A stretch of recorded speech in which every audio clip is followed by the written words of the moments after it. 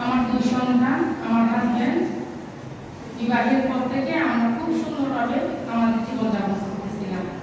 আমার husband profession হিসেবে businessman ছিলেন। 2019 সালে কোভিডের শুরুর দিকে আমার বড়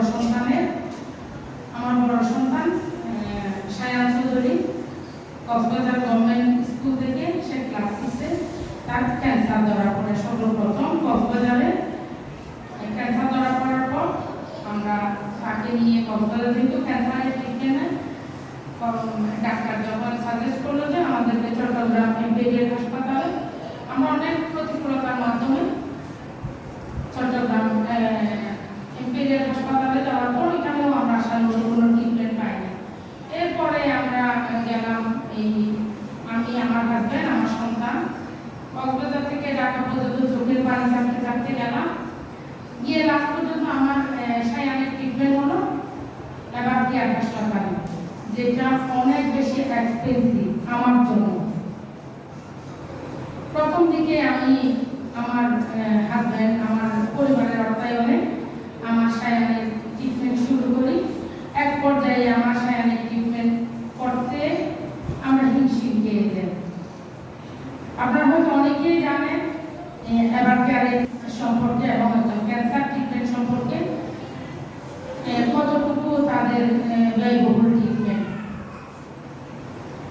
এই চিকিৎসা করতে গিয়ে আমরা আসলে আর্থিকভাবে একদমই অনটনের মধ্যে পড়ে যাই। তখন তৎকালীন আমাদের কক্সবাজারের জেলা প্রশাসক থেকে শুরু করে আমি সবার কাছে আর্থিক সহযোগিতা চেয়েছি। আমাদের কক্সবাজারের শিক্ষক, সাংবাদিক, রাজনীতিবিদ, সব সেক্টরের মানুষ থেকে শুরু করে সবাই যখন আমার সায়ানের জন্য ট্রিটমেন্টের যে সহযোগিতা, একদম আপামর জনগণ কক্সবাজারের পাশাপাশি বিদেশেও যারা আছে তারাও আমার সায়ানের জন্য চিকিৎসা তহবিল গঠন করা শুরু করে। এক পর্যায়ে আমরা মধ্যে আমার সায়ানের পারিবারিক এবং আপনাদের সবার আর্থিক সহযোগিতায় সায়ানের ট্রিটমেন্ট চলছিল। চলতে চলতে একটা সময় ডাক্তার বললো যে আসলে তো এই যে প্রোটোকলে আমরা আছি এই প্রোটোকল ফেল হয়েছে, এখন তার হচ্ছে বুনমেরু ট্রান্সপ্ল্যান্ট করতে হবে। এটা অসম্ভব ব্যয়বহুল, আমাদের আসলে বাইরে যাওয়ার কোনো সুযোগ ছিল না, যেহেতু আমরা তখন কোভিড মহামারীর মধ্যে যাচ্ছিলাম।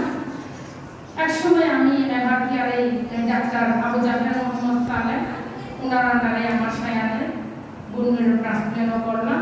দীর্ঘ 11 মাস এবারটিয়ারে ছিলাম। 11 মাস